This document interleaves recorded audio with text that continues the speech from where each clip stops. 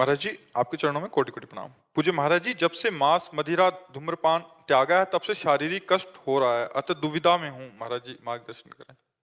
जब मांस और मदिरा पीते थे खाते थे तो तुम्हारे अंदर अमरत्व आ रहा था क्या?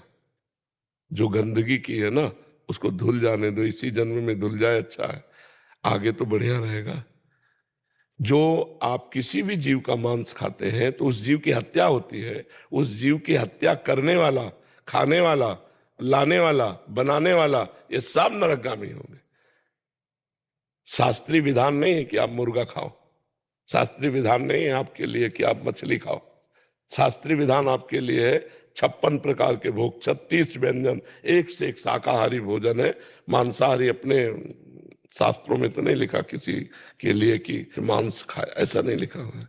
मांसाहारी जैसे कहे कि हम नहीं खाएंगे तो ये संसार में ये जीव बढ़ जाएंगे, नहीं नहीं, एक झटके में अरबों खरबों जीव अंतर्ध्यान हो जाता है, एक झटके में। हर जीव का विधान है, वो इतने दिन जिएगा, अपने आप मर जाएगा। आप उसको उस विधान से अलग, तो फिर आपके द्वारा किया हुआ अपराध है। तो भगवान कृपा करे, नाम जप करो और ये हिम्मत रखो कि जो कष्ट आएगा हम सह लेंगे, जो कष्ट आएगा हम सह लेंगे। हम अब इस जन्म में अब पाप नहीं करेंगे, जो गंदगी हुई उसे पवित्रता से सह लेंगे। महाराज जी, एक तर्क और देते हैं कि कल किसने देखा, खूब खाओ पियो ऐश करो। कुछ लोग होते हैं विनय से संभलते हैं, कुछ लोग होते हैं उपदेश से संभलते हैं, कुछ होते सामदान दंड नीति जो होते हैं, कुछ लोग दंड से सुधरते हैं। तो आप ये समझो भगवान आपको स्वस्थ रखे तो बड़ी कृपा की है। आप अपना काम बना लो, ज्यादा अहंकार मत करो। जैसे पत्ते में लटका हुआ बूंद गिरेगा गिरेगा, जैसे पानी का बुलबुला फूटेगा फूटेगा, अंजुली कस के पकड़ के पानी बांध लो, वो निकल ही जाएगा। ऐसे ही तुम्हारी आयु चली ही जाएगी, चाहे गंदे आचरण करो चाहे अच्छे आचरण करो।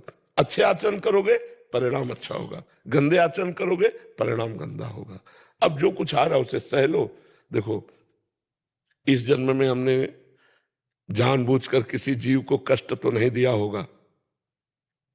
भूल से कोई पैर पड़ जाए, कोई जीव कष्ट पा गया होगा, वो बात अलग, लेकिन भयानक कष्ट हमें मिल रहा है। अब ये किसी जन्म का पाप है स्टॉक, बोले देखा जाएगा आगे। तो को भगवान की शरण में तो न रुपये की चिंता है, न दवा की चिंता है, न जीने की चिंता है, न मरने की चिंता है। नहीं, यही चिंताएं हमें मार देती। नहीं, भगवान की शरण में, इसलिए सह जाओ। महाराज जी राधा रानी के चरणों में आ गए हैं जी। हाँ बिल्कुल, अब सह जाओ। नहीं, वो मस्ती ठीक नहीं जो कल हमको हानि दे, वो मस्ती ठीक नहीं। अंकिता जी मेरठ से। वल्लभ श्री हरिवंश। महाराज जी, महाराज जी, अगर माया भगवान के अधीन है तो भगवत भजन में लगे प्राणियों को क्यों घेरती है? जब तक अहंकार पूर्ण रूप से समर्पित नहीं हो जाता तब तक ये माया बाधा पहुंचाती रहती है। और जब अहंकार भगवान के चरणों में समर्पित हो जाता है तो माया बाधा नहीं, माता की तरह दुलार करती है। भक्तों के जीवन में दो पक्ष होते हैं। एक होता है जब तक अहंकार शेष रहता है तब तक परीक्षा होती रहती है, और जब अहंकार पूर्ण समर्पित हो जाता है तो गोद में ले लेते हैं। कोई भी भक्त का जीवन आप पढ़ के देखो, उसमें दो पार्ट होंगे। एक होगा उनकी कड़ी परीक्षा और एक होगा उनका फला फूला जीवन, बड़ा आनंदमय जीवन, बड़ा प्रकाशमय जीवन। तो अहंकार जब तक बना रहता है तब तक ये माया फिर प्रश्न करती है। जैसे देवऋषि नारद जी भक्त है, एक बार उनको अहंकार हो मैं काम विजयी हूं, तो भगवान ने रचना रच दी, फिर वो बड़े विचित्र दशा हुई, कथा कई बार सुना चुके हैं। तो जब भक्त के हृदय में अहंकार रहता है तब माया का प्रभाव रहता है, और जहां अहंकार रहित हुआ तो भक्ति ही भक्ति है, माया है नहीं। अहंकार चाहे अभी समर्पित कर दो, चाहे पीट के समर्पित कर देना, समर्पित हुए बिना माया पीटती रहेगी। काम क्रोध लोभ मोह मद मत्सर ये अहंकार में ही आते हैं, अहंकार रहित हृदय में नहीं। तो भक्तों को सताती कहाँ, में बताओ कहाँ सता रही?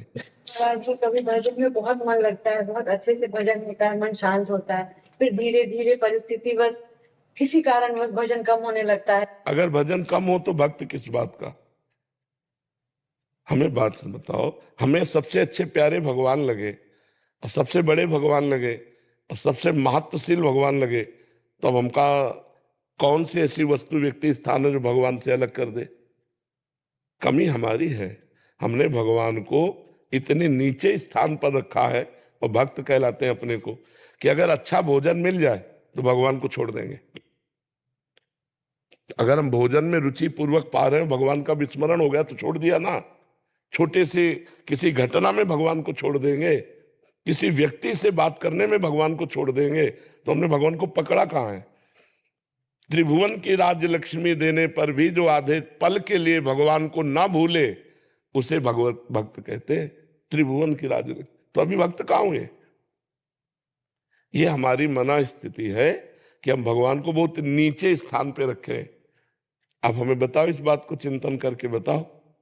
कोई व्यक्ति मिला, उससे बात के भगवान को भूल गए, तो व्यक्ति श्रेष्ठ हो गया ना, भगवान हल्के हो गए ना। भोजन अच्छा मिला, भगवान को भूल गए, भोजन श्रेष्ठ हुआ ना, भगवान हल्के हो गए ना, भगवान उससे नीचे हो गए ना।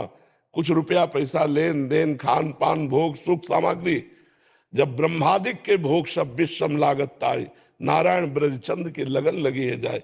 त्रिभुवन का कोई भोग, कोई सुख भगवान का विस्मरण ना कराए तो उसे भक्त कहते हैं। अब बोलो, ऐसे भक्त पर क्या परेशानी है? महाराज जी, गृहस्थ जीवन में अगर किसी भोजन बनाते वक्त या अतिथि के आ जाने पर, गोपियों को जानते हो क्यों महापुरुष कहा गया? गोपियों को बड़े बड़े संत, बड़े बड़े परमहंस, उनकी चरण वंदना, कि वो हर कार्य में भगवान का स्मरण करती थी। हम रोटी बना रहे, कृष्ण कृष्ण कृष्ण कृष्ण, राधा राधा राधा राधा राधा, क्या परेशानी? हम परोस रहे हैं, सामने भगवान देख रहे हैं, अपने रिश्तेदार, अपने अतिथि, अपने परिवारजनों को बड़े प्यार से पवा रहे हैं, प्रभु इस रूप में पा रहे हैं, राधा राधा अंदर चल रहा, क्या परेशानी? मात बुद्धि ना होने के कारण।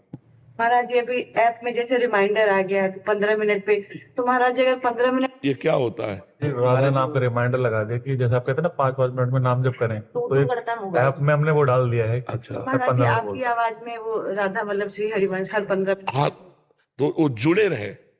अगर हमारी एक इंद्री जुड़ी ना, श्रवण इंद्री, तो भी हम जुड़े हैं, प्रभु से जुड़े हैं, और ये निरंतरता चलती है। करते कि बस अभी नाम जप ही करना, नाम जप करना, कि हाँ हर श्वास के साथ में नाम जप करना। देखो बच्चा, हम समझ रहे हैं तुम्हारी बात, क्योंकि ये प्रश्न तुम्हारा नहीं, लाखों का प्रश्न है। ये लाखों का प्रश्न है कि हम प्रयास करते हैं लेकिन असफल रहते हैं। क्यों? क्योंकि अभी नाम में हमारी उतनी महत्व बुद्धि नहीं है बच्चा। हमारी जो भोगों में महत्व बुद्धि है, हम जहां छूट दे देते हैं, जहां सुख बुद्धि कर लेते हैं, वहां हमारा मन जाएगा, और जहां बिल्कुल कि नहीं, तो आज तक नहीं गया। नहीं तो चिंतन कैसे हो गया? चिंतन ही नहीं होगा। तो हमारा महत्व बुद्धि भगवान में, भजन में उतनी नहीं है, इसीलिए हमारा मन, प्रयास हम करते हैं, लेकिन जहां जहां सुख बुद्धि है वहां वहां मन जाता है, तत्काल अपहरण कर लेता है। तो हमें लगता है कि हम धीरे धीरे अभ्यास बढ़ाते रहें तो हमारा मन भोगों से, जब तक भगवान को हम महान नहीं मानेंगे तब तक निरंतर भजन नहीं होगा। तो ऐसे ही हमारा जो मन, हम कहते हैं कि हम बहुत प्रयास किए भजन का, लेकिन हम निरंतरता नहीं ला रहे, उसका कारण है हमारे मन में और सुख कोई है जो भगवान से बड़ा है। ढूंढ लो आप अंदर। नहीं, भगवान से बड़ा सुख जिस समय कोई नहीं रहेगा, उस समय भजन धुआंधार चलेगा।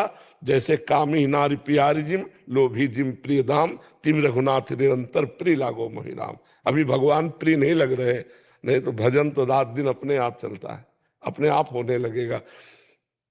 आपने शरीर का कब भजन किया और शरीर को कब भूले, दोनों बातें मैं बता दूं। शरीर को कब भूले और शरीर का कब भजन किया आपने, दोनों बातें समझ में आ रही ना? ना तो शरीर का भजन किया और ना कभी शरीर को भूले। क्यों? क्योंकि शरीर को प्यार करते हो आप मैं मानकर, बस ऐसे ही भगवान को प्यार कर लो मेरे, तो कभी भूलोगे नहीं, कभी नहीं भूलोगे। जैसे हम सो के उठे, फिर हमें समझना पड़े कि मैं कौन हूं, मैं पुरुष हूं, मैं स्त्री हूं, मैं कहां हूं, ऐसा कुछ नहीं। उठे अपने कार्य में लग गए, क्यों? भूले ही नहीं ना।